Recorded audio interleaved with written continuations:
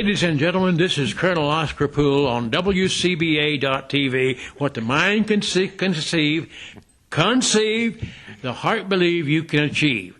And I am here in the home of Congressman, United States Congressman for the 9th District of Georgia, Tom Graves, and Julie, and two of their children. I think it's John and Janie. And James.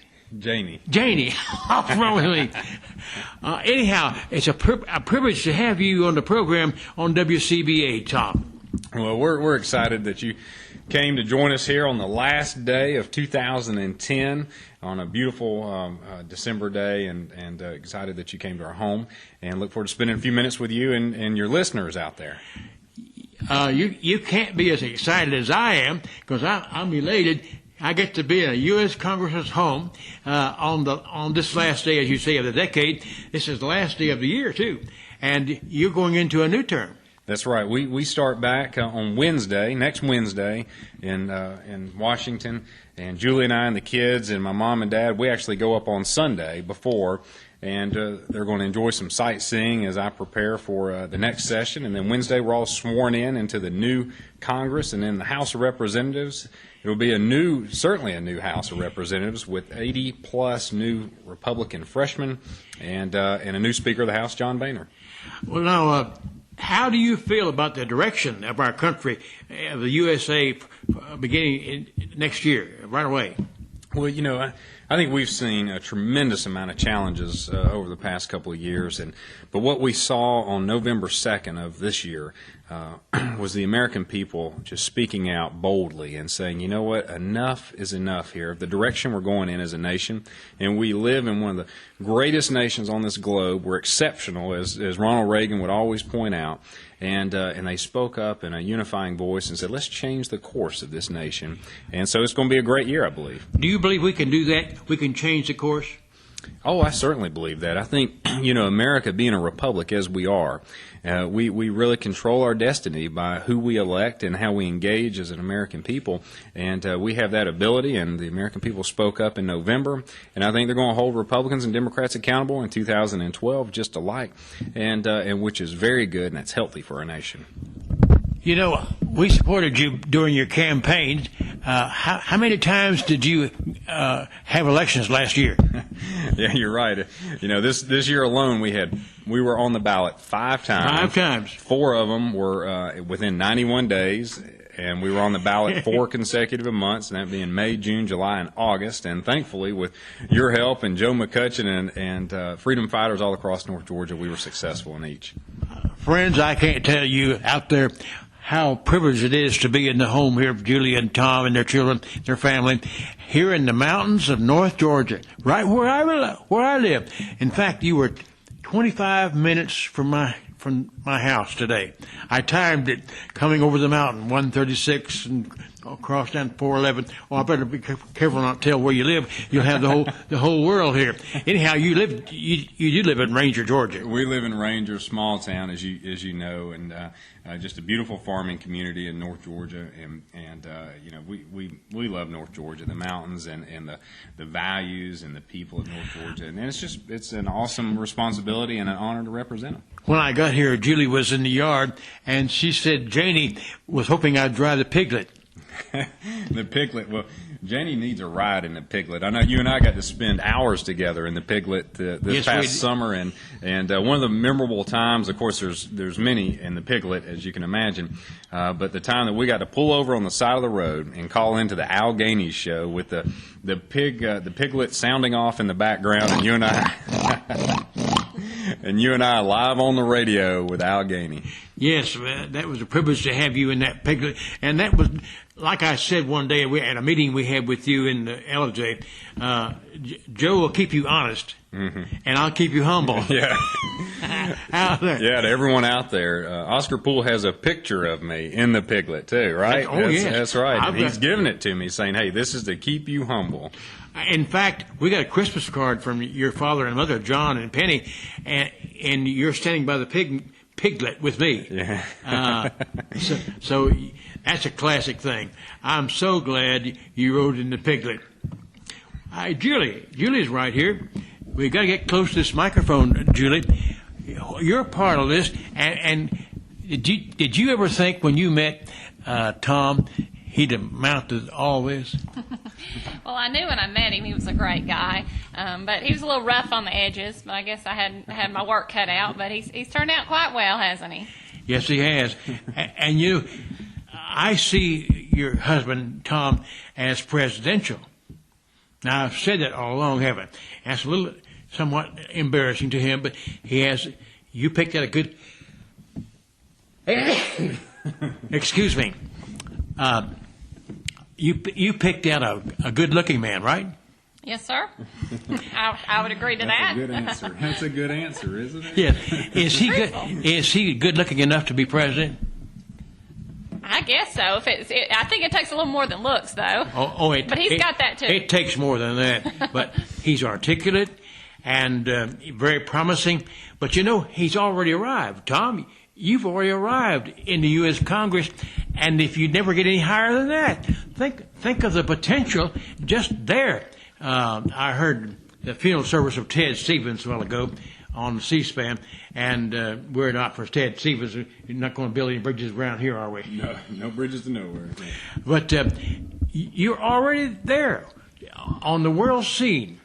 And so do you feel optimistic now about 2011 and 12 and the decade we're starting tomorrow? I do. I think this is going to be a very exciting year.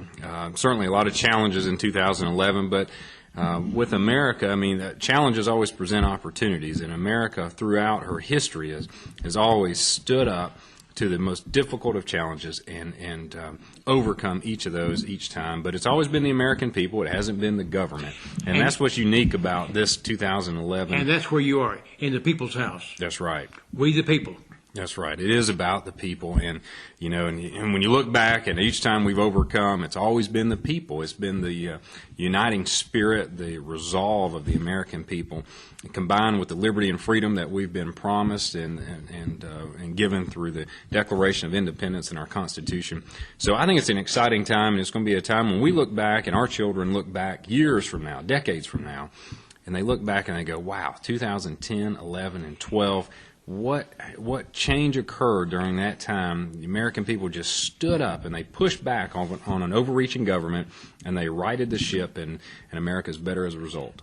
Does this compare the era we're in, compared to any era in the past that our nation has faced?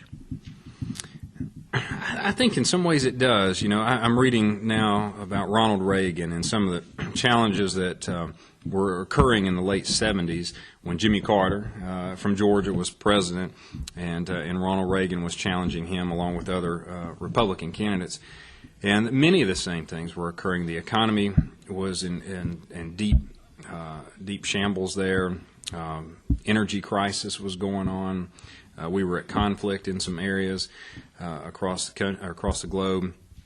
A lot of things are very similar today, but Ronald Reagan came in with a different spirit. He came in with a spirit of optimism and hope for our nation, and he communicated it so well when previously the administration had been more down and saying, "We'll get through it someday, let's just keep pushing on and pushing on." But Ronald Reagan was so optimistic and said, "We are going to get through it.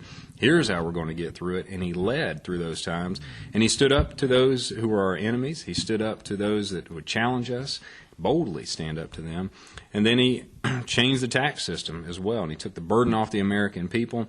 And when he did that, the economy began turning around, and then he began cutting spending as well. So I think we're set up to look at the 80s as an example, the early 80s. So you feel optimistic. Now, I talked to Kelly McCutcheon yesterday. I interviewed him for this program, in which he said he was cautiously optimistic because of the election of the 2nd of November. And you feel the same way? I do, but it's going to take some correction of some policies over the last couple of years. And, our economy is where it is today generally because government has overreached into the private sector. And I'm a free market capitalist, I believe, and let the markets take care of themselves, let corrections occur. And if we can roll back some of the policies of the past couple of years, I believe we'll see the economy turn around. Our mutual friend, you already mentioned his name, Joe McCutcheon. Are you familiar with his story going behind the Iron Curtain some years ago? Yes. Czechoslovakia. And many folks don't understand the passion. Why? What's behind Joe McCutcheon? Every person needs to be driven, and he's spiritually driven. When he went behind the Iron Curtain and they pointed those guns toward him and checked out his car, and he heard a shot, and they shot somebody trying to escape as they were leaving. And that's where Joe is coming from. He is for free enterprise, just like you said. And we are so proud of you. And now, when you get to be president, and First Lady Julie, will you allow me to bring my barbecue into the White House? Yeah, absolutely. But I want you to bring it this year too, though, right? Yeah. You're going to bring it to Washington, and we're going to take the pork to Washington and stop the pork coming out of Washington, right? You know, your predecessor, Nathan Deal, who is now governor, or will be in the next day or two, he hosted our first barbecue 14 years ago. Now, we've carried our pork back to Washington 13 years in a row. We did not go this year, 2010, for some reason. Well, it's obvious why we didn't go. But Saxby Shambles got to supporting us and sponsoring it. We fed 450 people that day, sponsored by Nathan Deal, your predecessor. So it's only right it comes back around that you would sponsor us. That's right. So we expect you there this spring 2011. And I think it's going. And that'll be great. It'll be great exposure for you, of course. But we want to keep that tradition going here for North Georgia. Now I hope that Pete says he wants to go. Pete Costello. Yeah. Pete Costello. He drove the truck there that day. That year, 97, I think it was, or 97, and at 5:30 in the morning, we drove up to the house side, and he was driving a U-Haul truck loaded with pork, and I was driving a car and trailer loaded with a pigmobile, and all pointed. Can you imagine the sight that they beheld at 5:30 a.m. there on the campus, on the floor there, not the floor, on the yard. And the police knew about it, but they had failed to communicate with the police down in the shack. You're right. You talk about some explaining. You know who had to explain? It wasn't you, was it? Yes, it was. I had to explain. Why a U-Haul truck was parked next to the Capitol. And that was after the Oklahoma City bombing. Oh, wow. Shortly afterwards, within a year or something like that. Well, I asked you a while ago about this Food Safety Act, and you said you voted no. That thrilled me. I read that bill. It affects me. You know, I'm a barbecue man here in Colonel Poole's Barbecue in North Georgia, and added more rules and regulations. And I'm sorry to say they passed it, didn't they? They did. You're right. You know, the Senate passed it, and then the House took it up in the last days there. But you know, again, it's just another example of where the government was overreacting. Certainly, we want safe foods out there. You know, I mean, we all want that, but government does not need to overreact and put undue burdens back on the business owners. Small businesses like yours in North Georgia now would have to comply to new regulations and its additional costs, and ultimately it goes to the consumer. The cost of the barbecue goes up, and who pays for that? I mean, everybody thinks it's the big business that pays these additional regulations, but it's not. It's the consumers. It's the taxpayers. Do you think we can repeal that law? You know, I haven't heard whether or not that's going to be an initiative, but there's going to be a lot of repeal attempts, and starting with the health care bill. You know, the food safety is minor compared to the health care bill, right? That's right, but it affects me very much. Of course, the health care bill. Can we repeal that? Yes, I think you'll see that in one of the very early votes of the House. And didn't you initiate that? Well, I'm the author of legislation to take away the money from it, defund it. So that's the first step, and then repeals another step, and then replace it with free market solutions after that. Well, I'm so proud of you for that. I was going to ask you about something else, and I forgot just what it was. Tell me what I was going to ask you. You're probably going to talk about my parents a little bit because, as you know, through the election, you really got to develop a relationship with my mother and father. And there was one time that I know that was special to you, and it was to me and my dad when we stopped by the hospital and met with you and there in Atlanta. You read my mind. When you and your father John came to see me, I had just had this stroke. Yeah, that's right. Yeah. 16 months ago, I had this stroke. We hope it's a minor stroke, but there I was in the Piedmont Hospital, and there was you and your father, and I'll never forget that. Yeah. Although I just forgot it a minute ago. Well, you're extremely important to us, and we treasure your friendship and what you've done for the communities up here. And really, I mean, even here being in our home, the encouragement to our children and all your talents you have, playing the piano and handing out books that you've written and talking about the successes you've had. I mean, that's an encouragement to all of us. I don't play as well as I played your piano a while ago. I feel like I'm chopping wood with an axe or something because I've lost the coordination in my right hand like I used to have. But I did have the foresight to make some CDs, right? 6 CDs, but before I had stroke. But yes, Tom, you're a close friend. You and your parents and Julie and your children.